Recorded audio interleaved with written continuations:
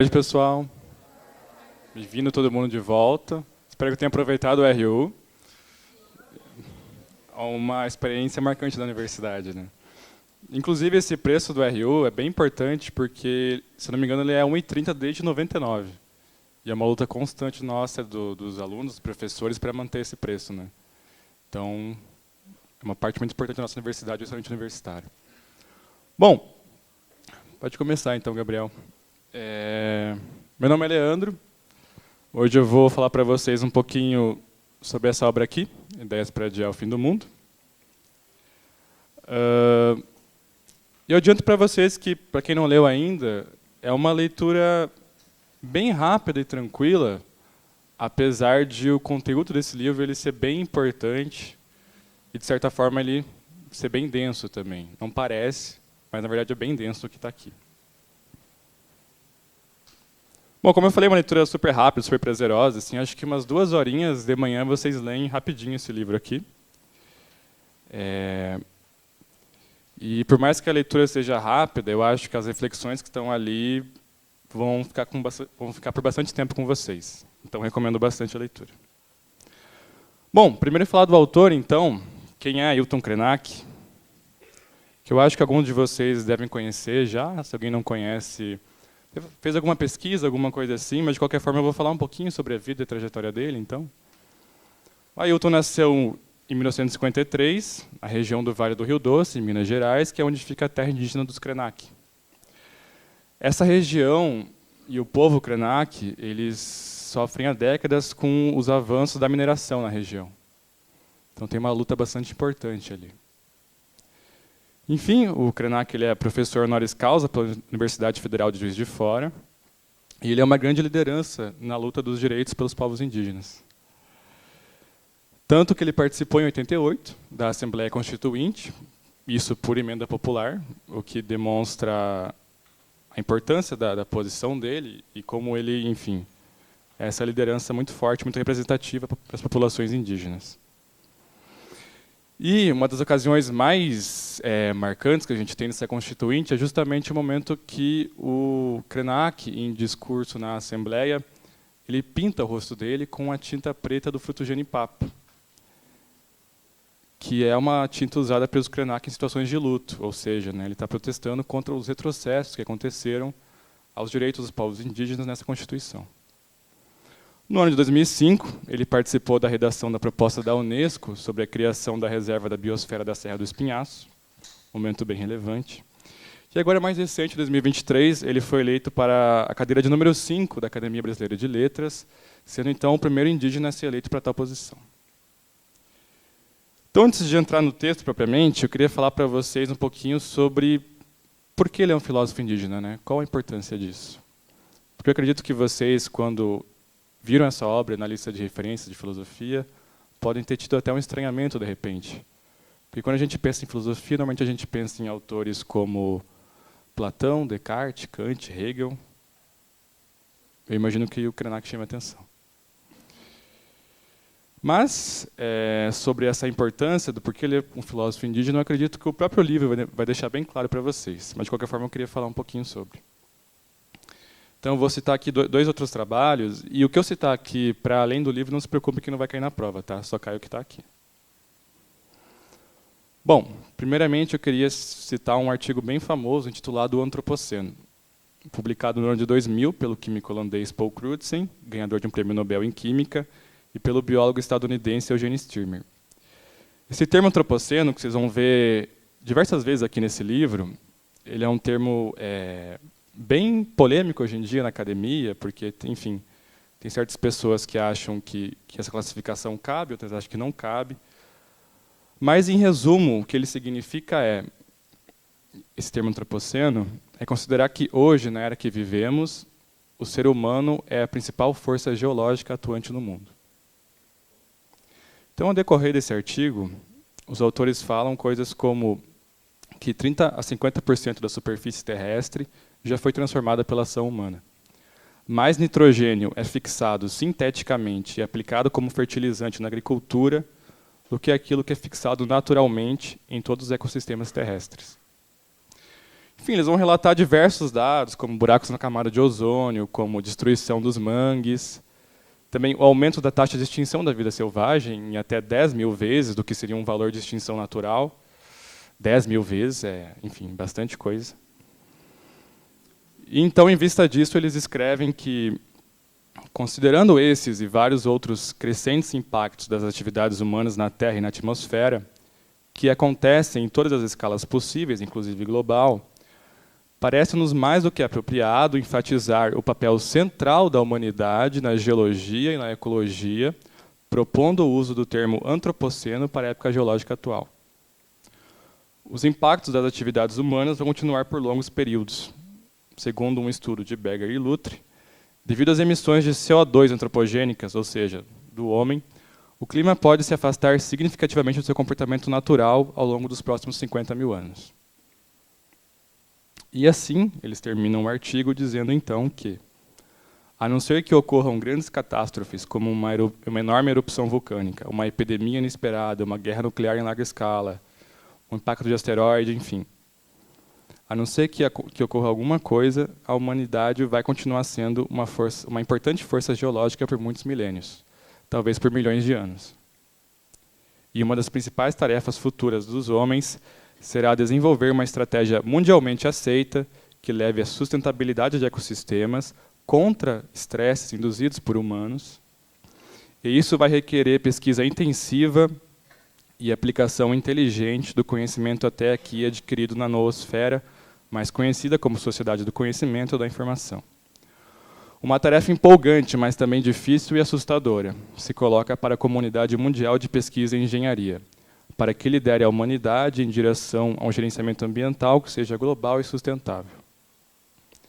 Bom, em contraposição, então, a esse tipo de humanidade que produziu e produz os efeitos que eu citei até agora, que possui essa relação de destruição e de predação com o planeta que habita, eu queria citar para vocês um outro trabalho, então, de Eduardo Góes Neves, que é um arqueólogo brasileiro, e a sua obra Sob os Tempos do Equinócio, 8.000 anos de história na Amazônia Central. Então, nessa obra, o autor ele afirma, através de diversos estudos feitos na região amazônica,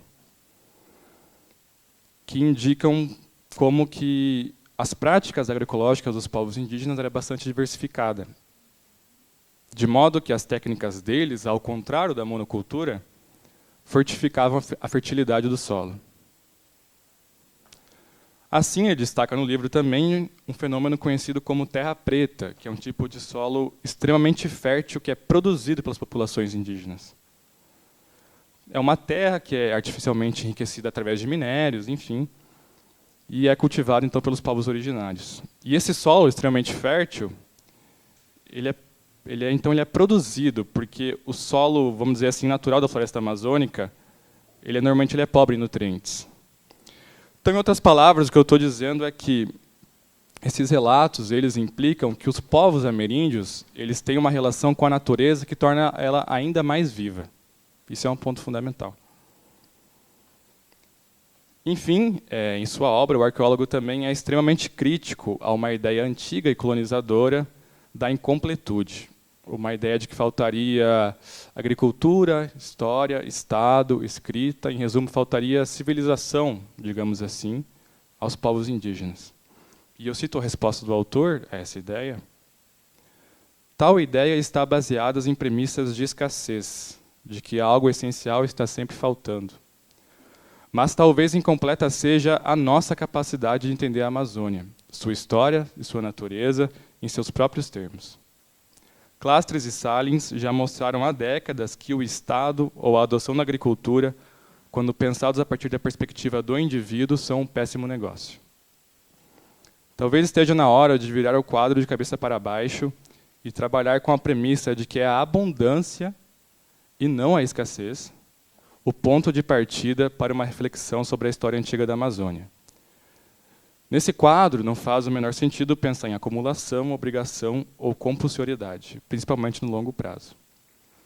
Então, o que eu queria trazer com esses autores para vocês é mostrar o que está em jogo aqui, né?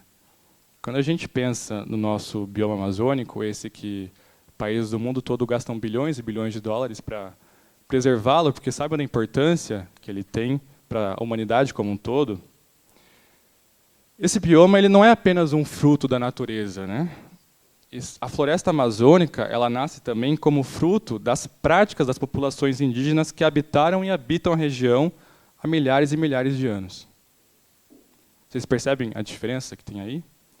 Enquanto certas comunidades humanas hoje em dia vão devorando cada vez mais essa diversidade e esses recursos naturais, de modo a produzir essa escassez, existiram e existem ainda hoje outras comunidades humanas que produziram e produzem diversidade e abundância.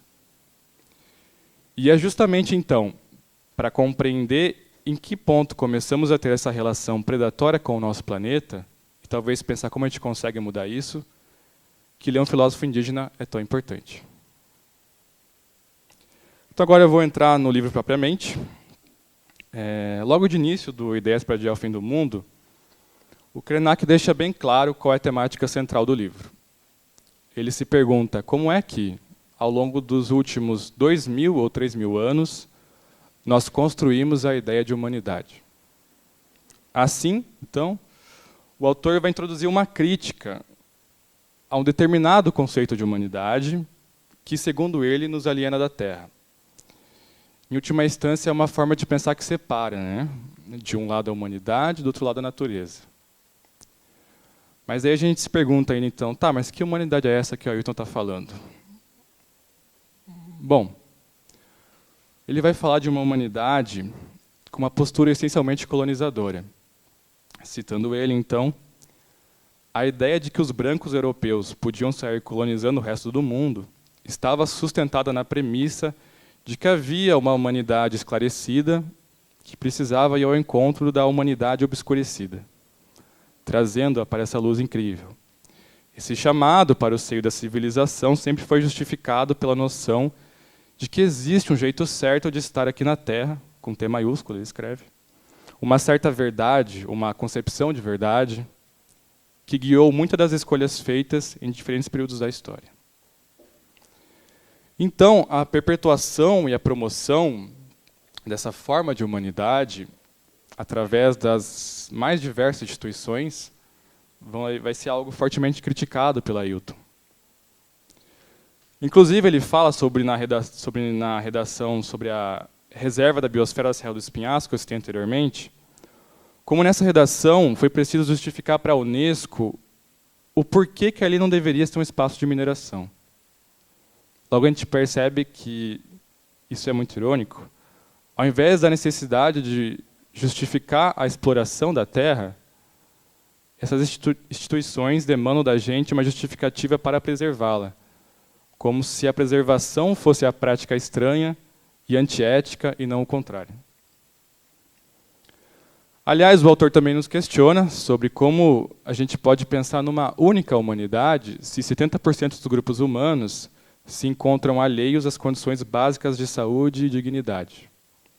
Esse processo civilizatório sequestrou diversas pessoas do campo, da floresta, e jogaram elas nas periferias da cidade. Ademais, ele também faz uma crítica a esse tal mito da sustentabilidade, que é uma palavra que até apareceu naquele outro artigo que eu citei antes, porque ele acusa como essa ideia de sustentabilidade ela ainda opera de forma a manter a separação entre humanidade e natureza.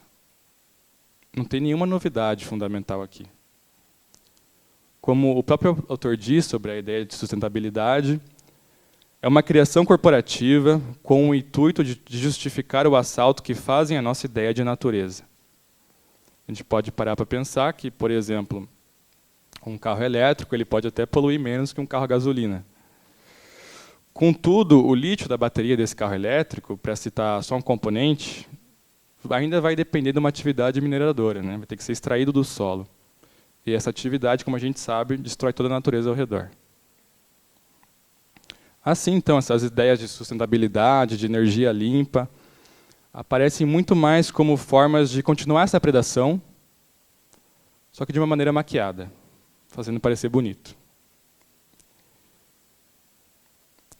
Enfim, Então, essa crítica ao conceito de humanidade que se pensa separada da natureza vai ser o ponto fundamental da obra do Ailton Krenak.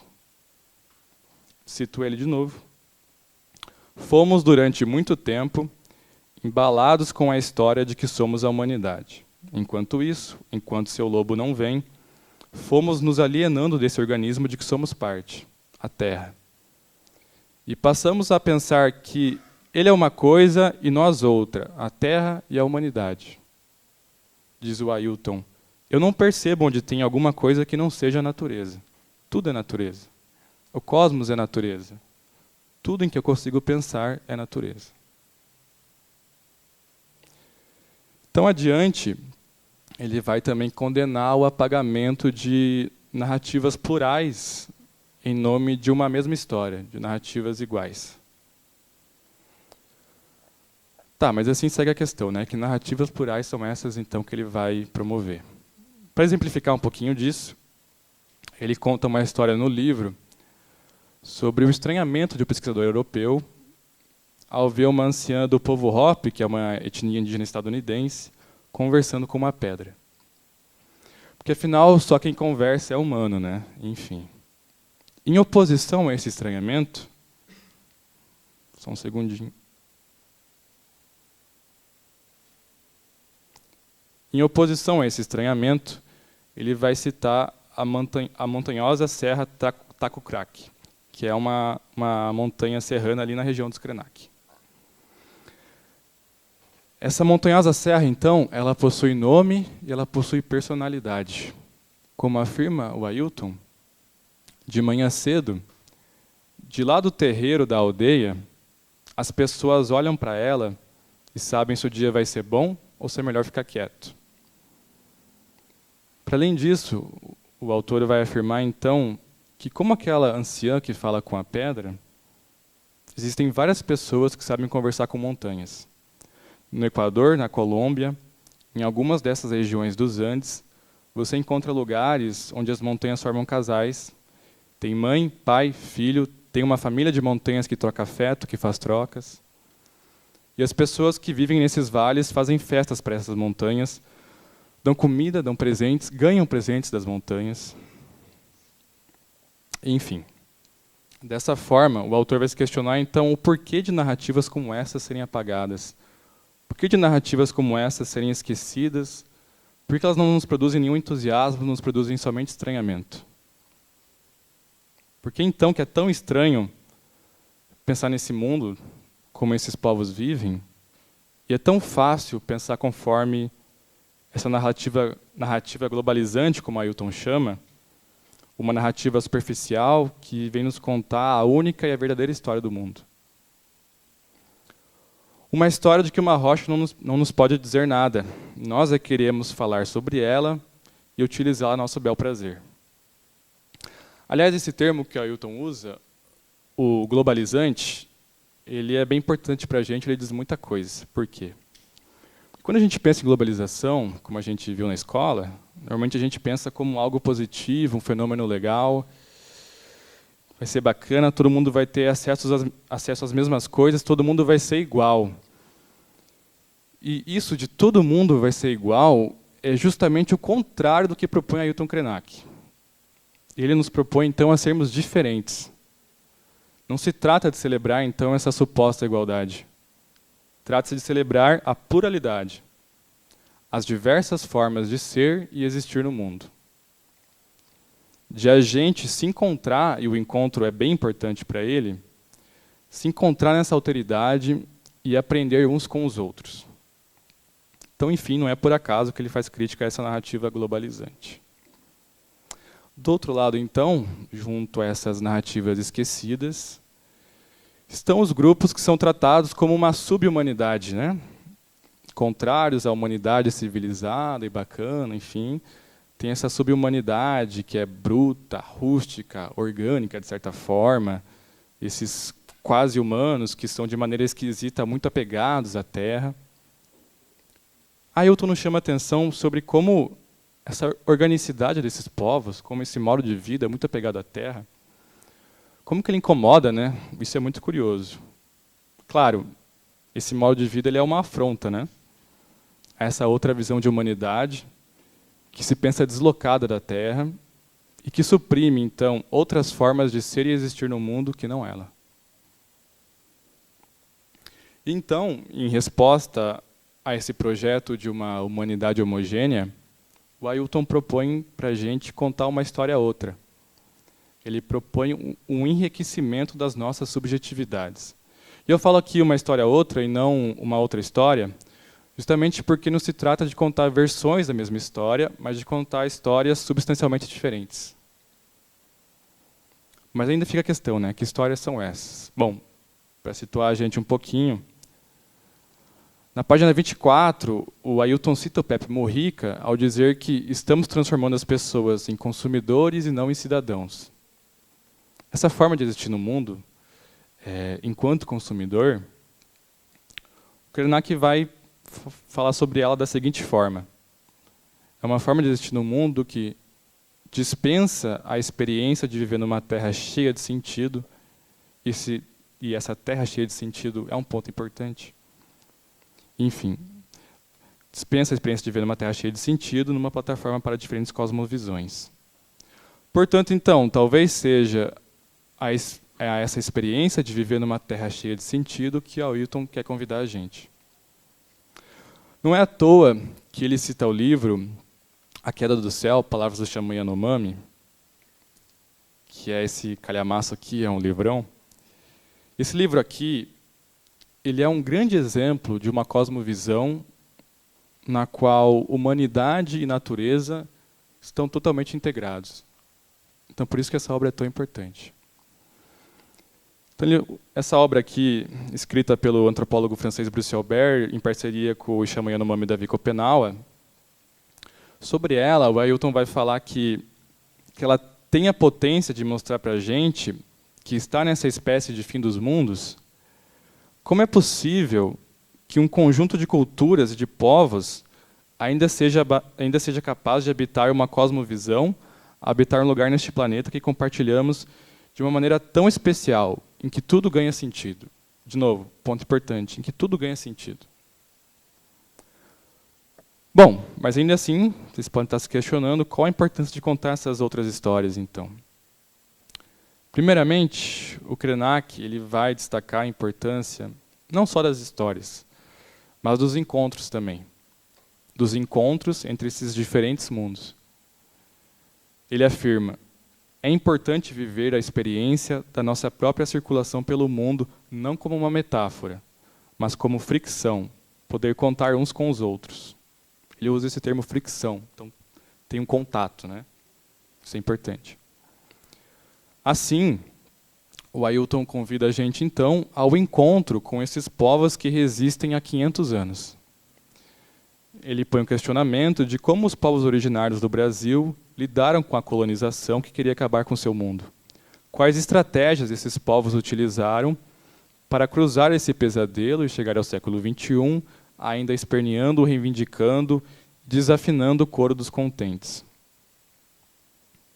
Bom, se ainda não ficou claro um pouco do porquê desse encontro com os povos indígenas, eu gostaria de citar, então, as palavras do antropólogo brasileiro Eduardo Viveiros de Castro, que é um grande amigo do Ailton Krenak, em duas entrevistas diferentes. Primeiramente, em entrevista à revista Piauí, o Viveiros de Castro fala o seguinte: pode ser que nós, ocidentais de classe média, o francês, o brasileiro rico de São Paulo, o americano, pode ser que passemos pela mesma coisa que passaram os índios em 1500. Eles continuam aí, mas o mundo deles acabou em 1500. Se formos falar do fim do mundo, pergunte aos índios como é, porque eles sabem, eles viveram isso. A América acabou. Então, né, para a gente ver como, se tem alguém especialista em fim de mundo, são as populações indígenas, que já teve o seu mundo destruído e estão há pelo menos 500 anos ainda resistindo. Por isso é tão importante aprender com eles. Enfim, continuando a citação do Eduardo, pode ser que venhamos todos a ser índios nesse sentido. Todos venhamos a passar por essa experiência de ter o mundo desabando. No caso deles, eles foram invadidos por nós. nós também vamos ser invadidos por nós. Já estamos sendo invadidos por nós mesmos. Vamos acabar com nós da mesma maneira como acabamos com os índios, com essa concepção de que é preciso crescer mais, de que é preciso produzir mais. Em seguida, então, vou citar aqui um segundo trecho, uma outra entrevista do Eduardo ao portal É o País. Os índios podem nos ensinar a viver melhor em um mundo pior, porque o mundo vai piorar.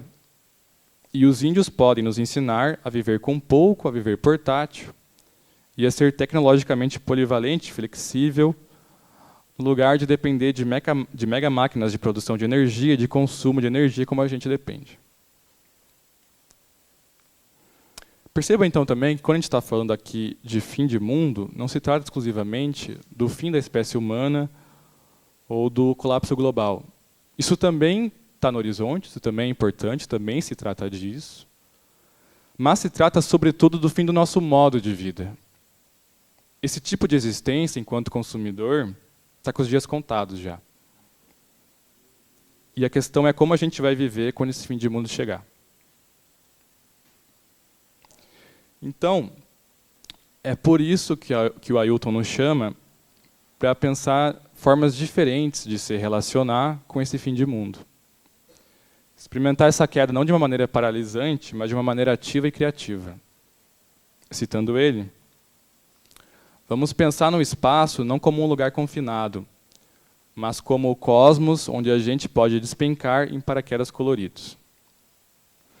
E para ajudar, então, a gente a experienciar esse fim de mundo de outro modo, há centenas de narrativas de povos que estão vivos, contam histórias, cantam, viajam, conversam, e nos ensinam muito mais do que a gente aprende com essa outra humanidade. O Ailton lhe destaca como os povos indígenas são qualificados a ajudar a gente a resistir a esse fim de mundo. Ele fala sobre os indígenas. A gente resistiu expandindo a nossa subjetividade, não aceitando essa ideia de que nós somos todos iguais. Então, essa vai ser a tese central que vocês precisam tirar dessa obra aqui. Essa crítica, essa ideia dessa humanidade homogênea, essa humanidade igual, e a resistência a essa ideia através do contato com diferentes visões de mundo. Até no intuito de brincar um pouco com essa ideia de visões diferentes, o Ailton cita uma corrente antropológica bastante importante hoje em dia, que é o perspectivismo amazônico, do Eduardo Viveiros de Castro, que, em resumo, se trata de uma cosmovisão na qual a humanidade ela não é uma condição exclusiva aos humanos, mas ela se estende também aos próprios animais, à floresta e até a seres sobre-humanos. O jaguar, por exemplo, possui um ponto de vista tanto quanto vocês sobre o mundo. Claro que em corpos diferentes, né? Enfim, quem tiver interesse em saber um pouco mais sobre essa questão do perspectivismo amazônico, eu recomendo essa obra aqui, A Inconstância da Alma Selvagem. Tem no seu capítulo 7 um texto chamado Perspectivismo e Multinaturalismo na América Indígena. Mas, enfim, voltando agora então para o Krenak. Ele vai, então, lançar o seu contraponto a esse projeto dessa formação de uma humanidade única. Cito ele.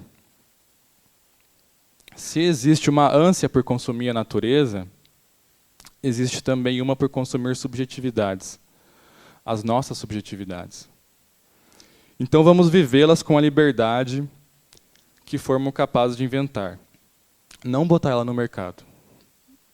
Já que a natureza está sendo assaltada de uma maneira tão indefensável, vamos, pelo menos, ser capazes de manter nossas subjetividades, nossas visões, nossas poéticas sobre a existência. Definitivamente não somos iguais. E é maravilhoso saber que cada um de nós que está aqui é diferente do outro, como constelações, ele fala. O fato de podermos compartilhar esse espaço, de estarmos juntos viajando, não significa que somos iguais. Significa exatamente que somos capazes de atrair uns aos outros pelas nossas diferenças. Ter diversidade, não isso de uma humanidade com o mesmo protocolo, Porque, como ele fala, isso até agora foi uma maneira de nos homogeneizar e tirar a nossa alegria de estar vivo. Então, retomando aqui um pouco com vocês umas questões principais da obra, para vocês ficarem atentos. Então, primeiro de tudo, trata-se dessa crítica, como eu venho falando, a uma certa concepção de humanidade, que é essa concepção que se pensa separada da natureza. Essa ideia de natureza como mercadoria, como recurso natural, a ideia do homem como senhor da natureza, etc., etc. E a resposta do Ailton a essa questão é, então, promover uma diversidade de forma de ser e estar no mundo. Formas essas contrárias a essa outra humanidade. E como que a gente faz essa promoção? Justamente, então, entrando em contato com histórias diferentes, com modos de vida que partem de concepções de humanidade totalmente diferentes. E esse contato ele pode, enfim, enriquecer nosso horizonte e nos ajudar a adiar esse fim do mundo. E outros pontos da obra, para citar rapidamente aqui, primeiro um certo contraponto, que é interessante que ele coloca, que é esse contraponto entre uma visão de mundo despersonalizada, onde, por exemplo, a montanha é um recurso natural, é só uma montanha, é só um objeto, uma pedra, enfim, e do outro lado uma cosmovisão mais viva, como, por exemplo, povos indígenas que têm uma relação sagrada com a montanha e, portanto, preservam ela, né? De passo que, para essa outra humanidade, essa mesma montanha vai se tratar de algo morto, desse recurso natural que você pode explorar e usar a seu bel prazer. Então, o ponto é observar o impacto que essa diferença de visão do mundo pode ter na realidade. Se perguntar o porquê que para a gente é tão absurdo assim que pessoas conversem com montanhas. Para além disso, um ponto ali mais para o fim do livro, que eu vou falar para vocês um pouquinho, que é a questão do sonho, que eu acho que não vai cair na prova, porque, enfim, o sonho para os povos ameríndios ele é uma instituição bastante complexa, vamos dizer assim.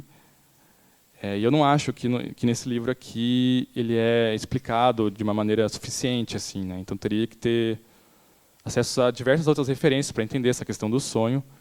Então acho difícil cair na prova, mas eu vou falar um pouco sobre. Bom, o sonho ele aparece no livro, então, também como essa forma de resistência, né? Como uma maneira de criar o paraquedas para essa queda, né? Como ele fala. Só que essa ideia de sonho que está aqui presente, ela tem um significado extremamente diferente do que vocês podem imaginar no primeiro momento, assim. Em determinadas culturas, o sonho ele ocupa um lugar de guia, um espaço no qual você pode viver e ver coisas que você não consegue fora dele. Claro, o que é radicalmente diferente de como a gente concebe o nosso sonho, né, como um estado de letargia, como um estado de oposição à vigília, muitas vezes pensando que ele não tem significado algum, enfim. Esse outro sonho dos povos ameríndios ele é muito vivo, na verdade, né? Então, para finalizar, citando o próprio Ailton, para algumas pessoas, a ideia de sonhar é abdicar da realidade, é renunciar ao sentido prático da vida. Porém, também podemos encontrar quem não veria sentido na vida se não fosse informado pelos sonhos, nos quais pode buscar os cantos, a cura, a inspiração e mesmo a resolução de questões práticas que não consegue discernir, cujas escolhas não consegue fazer fora do sonho, mas que ali estão abertas como possibilidades. E aí, claro, essa fala está num contexto de uma fala que ele faz num evento, enfim, e ele termina falando. Fiquei muito apaziguado comigo mesmo hoje à tarde, quando mais de um colega das que falaram aqui trouxeram a referência a essa instituição do sonho, não como uma experiência onírica, mas como uma disciplina relacionada à formação, à cosmovisão, à tradição de diferentes povos, que tem no sonho um caminho de aprendizado, de autoconhecimento sobre a vida. E a aplicação desse conhecimento na sua interação com o mundo e com as outras pessoas. É isso, pessoal.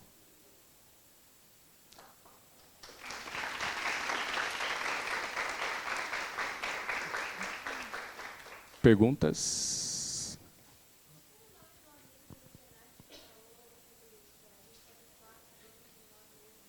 Eduardo Viveiros de Castro, o nome dele. Algo mais? Então, acho que uma... opa.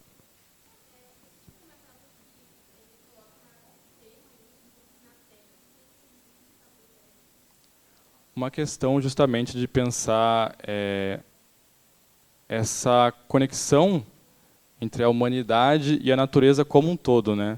Não só como um espaço, por exemplo, que você pode pensar de uma certa humanidade que tem, sei lá, uma relação de propriedade muito forte, que se pensa ligada a uma terra, mas assim, a essa terra aqui, a minha casa, a minha cidade, enfim. Ele fala de uma conexão com a terra no sentido mesmo bastante amplo, global, vamos dizer assim, né? Acho que seria por aí.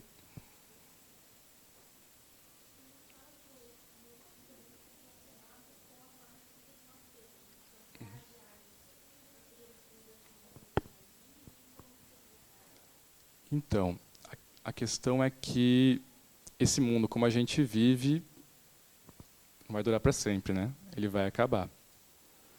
E aí, justamente, o que esse livro traz é uma reflexão para a gente se atentar a pensar outras formas de viver e existir no mundo, que são bem diferentes da forma que a gente vive e existe, enfim, e tentar buscar nelas e aprender com elas outras formas de ser e existir, justamente porque esse mundo vai acabar. Então, quando ele acabar, o que a gente vai fazer, né? Como eu falei ali, o mundo indígena como ele era acabou em 1500.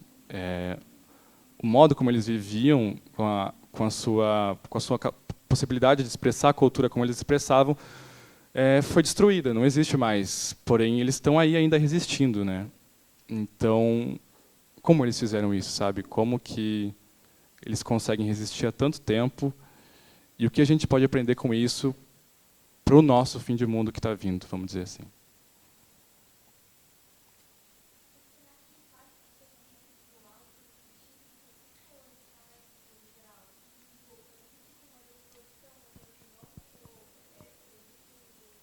Ele vai criticar um conceito mais amplo, mais geral, que é esse conceito de humanidade enquanto essa humanidade separada da natureza, né?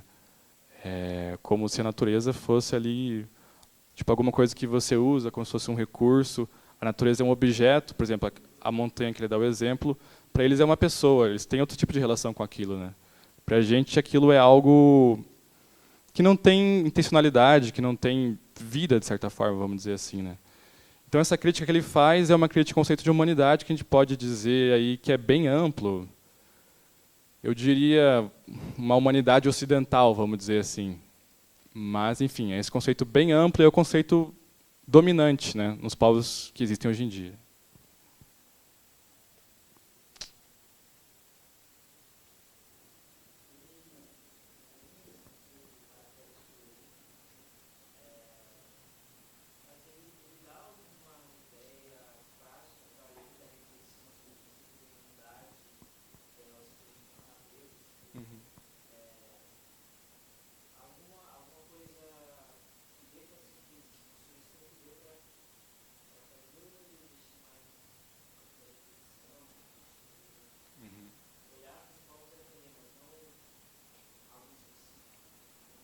Então eu acho que é mais nesse sentido de ter essa troca com esses povos e buscar esse aprendizado. Não tem nada tipo super específico assim, né?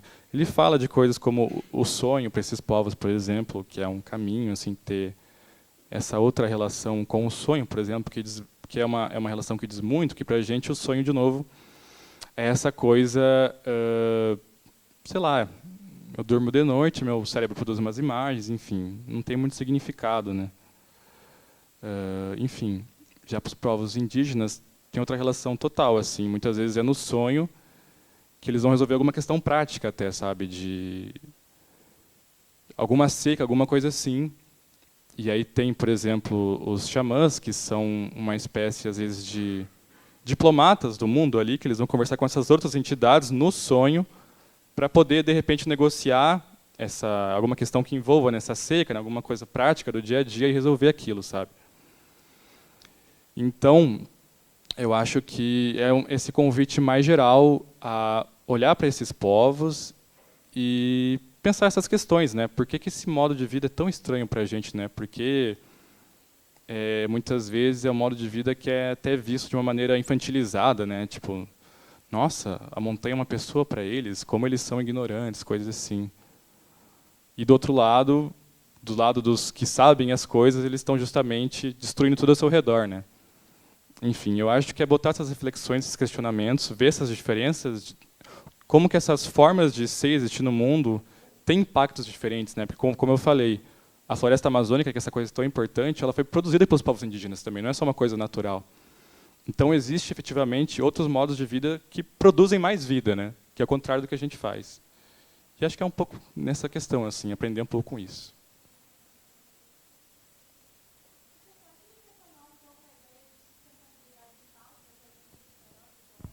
Claro, então, essa questão da sustentabilidade é porque ela não para efetivamente com essa predação, sabe? Ela não tem uma mudança que vai na raiz do problema. É uma forma de mascarar as coisas, assim. Como eu falei, por exemplo, você pega o carro elétrico ele polui menos, etc, etc. Mas você vai produzir esse carro, tem todo um processo de extração de minérios que ainda assim vai destruir toda a natureza ao redor ali, né? Então, essa ideia de sustentabilidade, ela ainda está dentro desse conceito de humanidade. Ela ainda está nessa forma de produção, ela ainda está nessa forma de viver o mundo enquanto consumidor, que é essa forma de existir que está com os dias contados, uma hora vai acabar. Então, de certo modo, é isso que ele fala que não tem nada de novo aí.